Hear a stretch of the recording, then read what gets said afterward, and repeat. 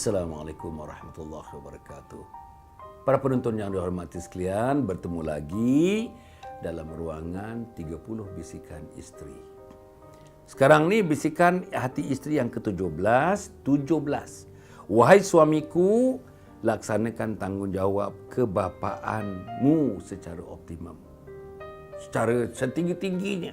Bapa ketua keluarga. Bapa di depan. Bapa bersama dengan ahli keluarga membuat keputusan. Bapa memacu ke hadapan. Bapa mencari rezeki. Bapa membuat keputusan-keputusan penting dalam keluarga.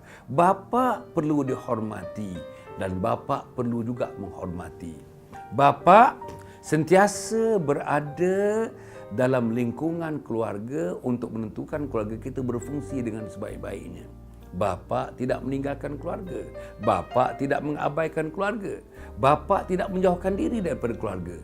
Bapa tidak menyisihkan diri daripada membuat keputusan-keputusan yang selayaknya terhadap keluarga. Dan bapa adalah merupakan orang yang paling bertanggungjawab untuk menyelesaikan apa juga masalah ataupun krisis yang dihadapi oleh keluarga. Tuan-tuan dan puan, saya dah sebutkan tadi. Banyak saya dah sebut dah. Tanggungjawab kebapaan yang mesti dimainkan secara yang paling hebat, paling tinggi terhadap keluarga kita. Yang mesti dimainkan oleh suami sebagai ayah, oleh suami sebagai rakan sejawat kepada isteri. Tuan-tuan dan puan, saya nak sebutkan tanggungjawab ni apa dia? Satu, tanggungjawab menyediakan keperluan-keperluan sesebuah keluarga. Rumah. Carilah rumah yang berpadanan. Carilah rumah yang bersesuaian, tak seperti yang mewah. Kalau misalnya gaji 3,000, takkanlah kita nak beli rumah yang harganya 1 juta. Tak mungkin. Kalau misalnya gaji kita 1,500, janganlah kita pergi cari rumah yang sampai sewaan bulanannya sampai dekat 2,000. Tak mungkin. Tapi kata orang, ukurlah baju di badan sendiri. Siapa pengukur yang baik? Pastinya ayah. Siapa yang boleh mengukur dengan baik baju itu? Sepertinya suami. Jadi maknanya dengan galakan daripada isteri, galakan daripada anak-anak, segala-galanya orang putih kata will fall into places. Cantik dia akan berlaku dengan cara yang paling cantik. Okey, apa lagi tanggungjawab? Bila sebut tanggungjawab kepada suami, selain daripada menyediakan segala kemudahan, kelengkapan, keperluan dalam rumah tangga, tanggungjawab mendidik anak-anak. Jangan abaikan tuan-tuan. Tanggungjawab agamanya, tanggungjawab mengaji Al-Qurannya, tanggungjawab solatnya. Tanggungjawab adat-adat istiadatnya, tanggungjawab akhlak dan moralnya. Tanggungjawab hormat menghormatinya, tanggungjawab mengkhidmati mak bapaknya. Tanggungjawab di sekolahnya, tanggungjawab buat kerja sekolahnya, tanggungjawab buat homeworknya, tanggungjawab menghormati guru-gurunya. Saudara, jangan alpa dan abaikan. Jangan abaikan.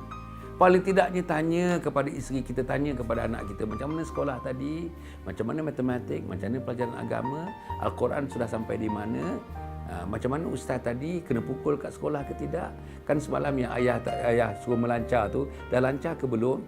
Kan hari tu yang ustaz denda Along kan suruh tulis, saya tidak akan buat bising sebanyak 100 kali. Dah buat ke belum? Maknanya selalu ditengok, selalu ditanyakan. Dan saya pula nak katakan supaya isteri juga bersama-sama.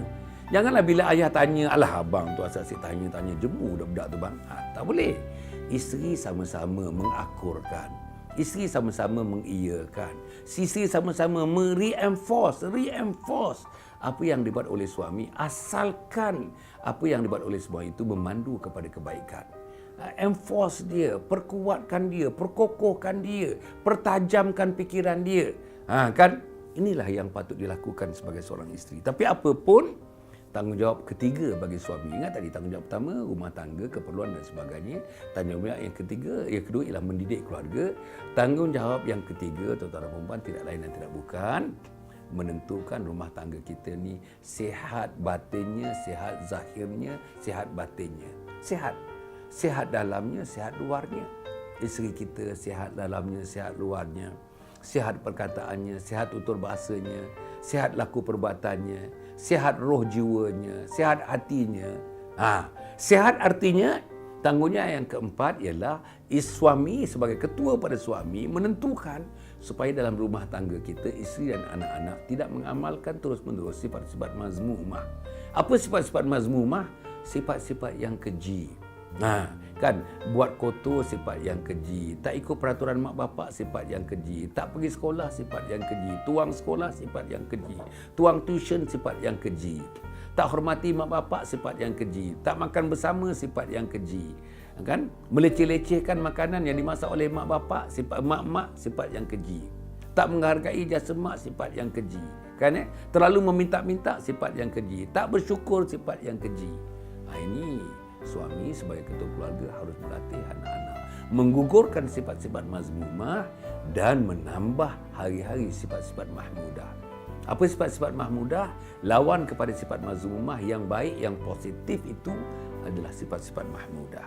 Maka dengan itu tuan-tuan dan puan, selayaknya lah suami berilmu, selayaknya lah suami beramal, selayaknya lah suami beriman, selayaknya lah suami pergi berjumpa dengan para cerdik pandai ulama, guru-guru agama dan sebagainya.